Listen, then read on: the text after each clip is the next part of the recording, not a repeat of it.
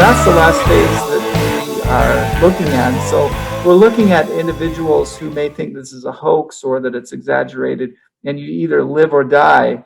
And yet we have this percentage of the population that are dealing with ongoing symptoms forever. And we've seen it with other viruses. This is nothing new.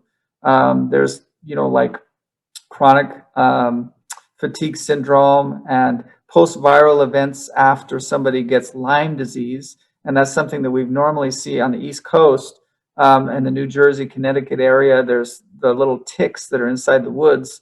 People go out and get exposure to those ticks. They get this virus that causes Lyme disease. And then afterwards, they end up with this post-viral syndrome. So after their actual infection is gone, they end up coming back with fatigue, et cetera, et cetera. We always tell them, well, there's no chronic Lyme disease.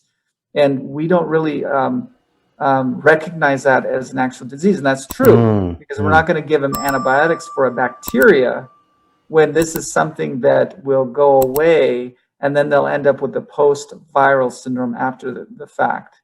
That is a problem. This is a post-bacterial infection. And this is where that kind of disease could cause the same or similar thing that we're experiencing now. With all the research they've done with post-viral syndromes, though, they haven't come up with any really good treatments, unfortunately. So now we're just kind of like hoping that all the resources that are being pooled together now will be able to address this problem with better ease. Kind of like with the vaccination process that we have. We're using a new paradigm for a vaccine, a new technology, the mRNA vaccine, something that's been around for 20 years, but we haven't been able to launch the way we have today because of the amount of money that's gone into this. And if you ask anybody that's in the vaccine industry, as far as the scientists go, they'll tell you the biggest factor for them being able to use this and seeing the success of it in such a short amount of time, because that's where the anti-vaxxers are like, how could this occur within a year? How could you have this vaccine that's going to come out and it doesn't have a microchip in it,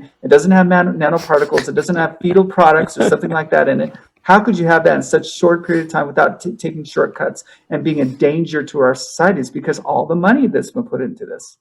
And we've had the greatest scientists in the NIH and other organizations that have been able to really refine this process and take away some of the red tape that's been involved in the past, where it takes 10 years to get a good vaccine. Well, this is taken a lot quicker because this new technology doesn't require making a virus and then culturing the virus and then putting that virus in a certain form where it's killed and it's no longer active and can be injected into an individual. And that is where the vector vaccine like Johnson & Johnson is formed, or some of the other vaccines like the one from China. There's several other vaccines out there that are vector form, where it's a vector of a common virus like adenovirus that has material from the actual virus that we're trying to protect against, to then give your immune system the ability to learn from it.